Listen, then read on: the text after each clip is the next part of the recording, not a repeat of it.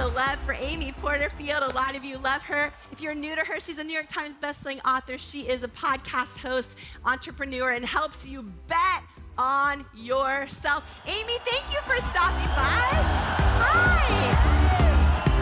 Amy, I'm so happy to be here, and this has been electric. The energy is incredible. Thank you so much for allowing me to be here with you today. Oh my gosh, I'm so excited that you popped by. Thank you. Well, here's the thing is, you are known for teaching everyone, I was going to say women, but everyone, how do you bet on yourself, right? And this is so powerful, Amy, because there are so many people here, whether it's they want to raise their hand and share their idea at work. They want to tell the person that they want to be more than just friends. They want to stop working in a business and start working on their own business. But this fear of like, well, wait a minute, maybe I'm not enough. I don't know if I can bet on myself. It's at the core message of your community is to bet on yourself. So what does that look like when you bet on yourself?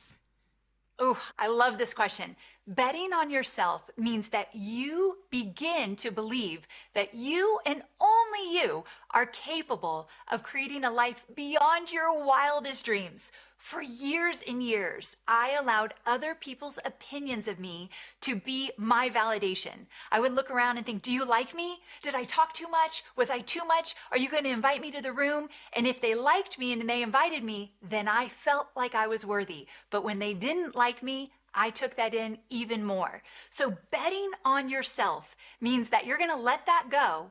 You're going to go with your gut, that inner knowing. You're going to believe in your opinion, your thoughts more than other people's, and you're going to take action even when you do not have all the answers.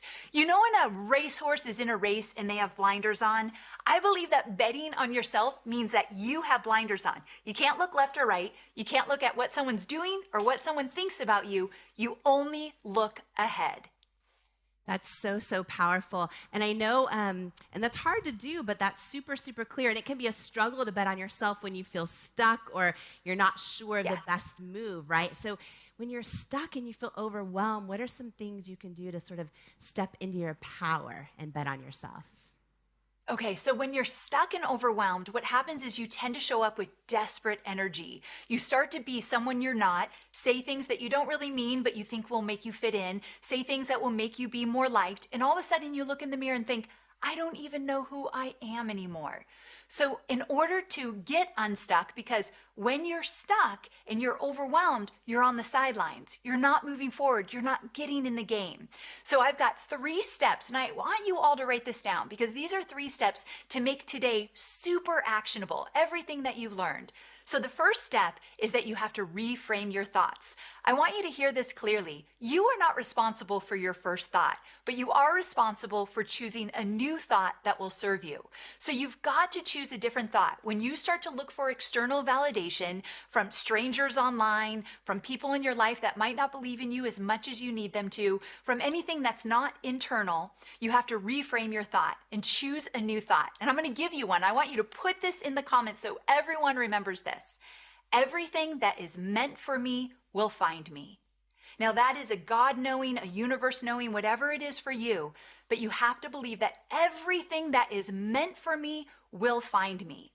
Now, step number 2, after you reframe your thought, you choose a new one. You don't believe the first thought you think. Step 2 is you have to take imperfect action. Someone that bets on themselves takes imperfect action. You don't know if it's going to work. You don't know if you're making the right move, but imperfect action gets you to the next step. And I believe that action creates clarity. So you won't know what to do or how to do it unless you get the ball rolling. So step number 2 is take imperfect action. Do the next best right move that you think, I'm going to go with my gut and I'm just going to figure it out. And then step number 3 is you have to choose a new identity. We've been talking about this all day long, but how do you really choose a new identity? Well, I believe you've got a journal. And here's a journal prompt. Who do I want to be? How do I want to show up? And what do I want out of my life? Who do I want to be? How do I want to show up? And what do I want out of my life? And if you journal that, The step 3, shifting the identity, is every day act as though you are that person today. What habits do they have? What time do they wake up in the morning? How do they address a challenge? How do they show up when they're very scared to do so? You have to act as if you are already that person. It makes all the difference. So those are your 3 steps that you've got to take. Will you repeat that? So I know you repeated it twice, and I see people writing rapidly. Like everyone is so into this right now. Can you just say that one more time, those 3 steps for everyone that just needs to get them down really clear? Yes. Number 1, you're going to reframe your thoughts. Yes. You're not going to believe everything you think. You're going to choose a new thought. My thought I want you to choose is, everything that is meant for me will find me. Mm-hmm. Number 2, you're going to take imperfect action. Action creates clarity. It doesn't need to get you to where you want to go. It just needs to get you moving forward. You'll figure it out. And step number 3 is to shift your identity. Show up as the person you want to be. And will you, the 3 journal prompts really fast at the end as well? Yeah. Who do you want to be? Yep. How do you want to show up? And what do you want? Sometimes that's not an easy question. What do you want out of life? Get really clear. Turn inward, go with your gut, put your blinders on. What do you want? Now, act as the person that would get all of those things beyond your wildest dreams. And Amy, what are some signs to look for that, you're on the right track and stepping into your new identity? Here's how you know you're on the right track. Number 1, you're going to let go of what I call your unworthy shield.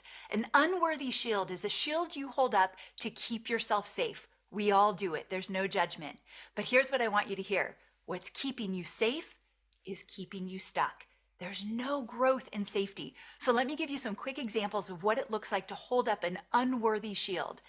Number 1, maybe you're in a loveless relationship. You come home at night and the person you love doesn't even see you. They don't tell you the things you need to hear. They don't act the way you want them to, but you make excuses for them.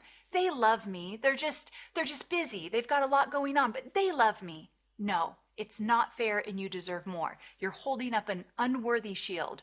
Or maybe you want to quit that 9-to-5 job and become your own boss, but you trudge to work every day or you get on those Zoom calls and you're miserable. You're underpaid, underappreciated, and you are invisible at that job. But you keep going to it every day because you tell yourself, well, it's risky to leave my job. This economy, no way. And other people tell you it's risky too.